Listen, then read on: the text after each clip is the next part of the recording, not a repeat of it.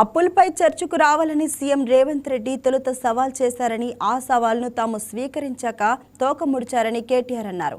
CM చర్చకు స్పందించకుండా ఉన్నప్పుడు సందట్లో సడేమియాల మంత్రి జూపల్లి కృష్ణారావు మధ్యలో దూరారన్నారు.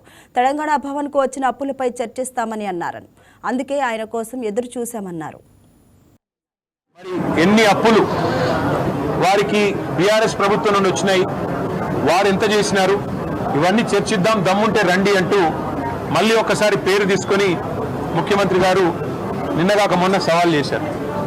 సవాల్ చేస్తే సరే ముఖ్యమంత్రి గారు మేము సిద్ధంగా ఉన్నాం, మీరు ఎక్కడికి రమ్మంటారో చెప్పండి, అసెంబ్లీకి రమ్మంటారా, సెక్రటేరియట్కి రమ్మంటారా, లేదా మీ రాహుల్ గాంధీ గారు 2 లక్షల ఉద్యోగాలు ఇస్తానని చెప్పిన అశోక్ నగర్ చౌరస్తాకి రమ్మంటారా, లేదా మీరు వరంగల్లో రైతు డిక్లరేషన్ పేరిట ఇచ్చిన 34 హామీలు ఇచ్చిన వరంగల్కి రమ్మంటారా, ఎక్కడికి రమ్మంటారో చెప్పండి అంటే ముఖ్యమంత్రి గారు సవాల్ విసిరిన ముఖ్యమంత్రి గారేమో తోకముడిచి పారిపోయారు.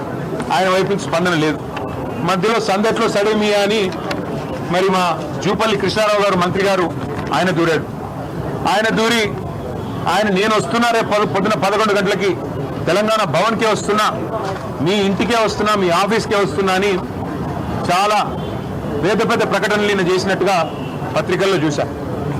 మేమందరం కూడా ఉదయం 10 గంటలకే వచ్చి కూర్చున్నాం.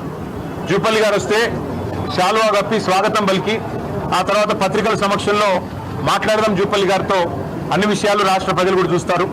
గౌరవ మంత్రి గారు మరి ముఖ్యమంత్రి గారు పంపితేనే వస్తున్నాడని మేము అనుకున్నాం. మరి ఆయన రాలేదు, ముఖం చాటేసినాడు.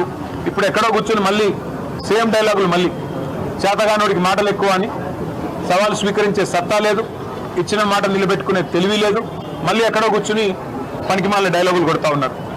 మరొక వైపు మా నాయకులు మాజీ ఆర్థిక మంత్రి గౌరవ డిప్యూటీ లీడర్ హరీష్ రావు గారు సంక్షేమ శాఖలో 2000 కోట్ల కుంభకోణం జరిగింది అని చెప్పి ఆరోపణ చేస్తే దాని మీద 3 మంత్రులు మేము వస్తున్నాం గన్ పార్క్కి దమ్ముంటే రండి అన్నారు.